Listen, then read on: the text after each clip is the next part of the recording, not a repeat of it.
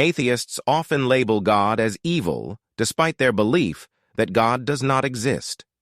Here are some flaws in this approach and in their statements. Inconsistency in critique. Atheists argue that the presence of evil and suffering in the world is incompatible with an all-powerful, all-knowing, and benevolent God. However, by engaging in this argument, they implicitly assume the existence of the God they deny, leading to an inconsistency in their critique. Selective moral standards.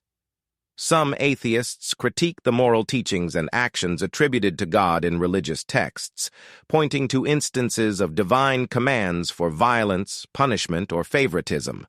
However, these critiques often apply modern moral standards retrospectively without considering the historical and cultural contexts in which these texts were written.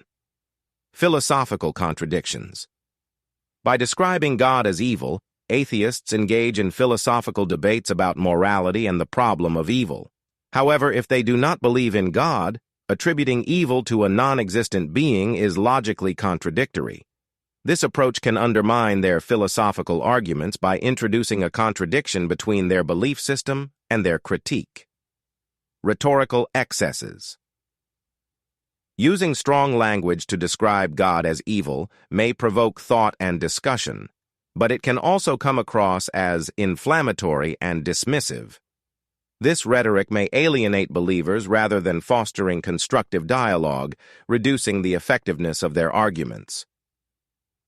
Misrepresentation of theistic beliefs. When atheists highlight morally questionable actions or commands attributed to God, they often overlook the complexities and nuances of theistic beliefs. This can lead to a straw man fallacy, where they attack a simplified and distorted version of theistic doctrines rather than engaging with the actual beliefs of religious individuals. Ultimately, when atheists call God evil, they are critiquing the logical and ethical consistency of theistic beliefs.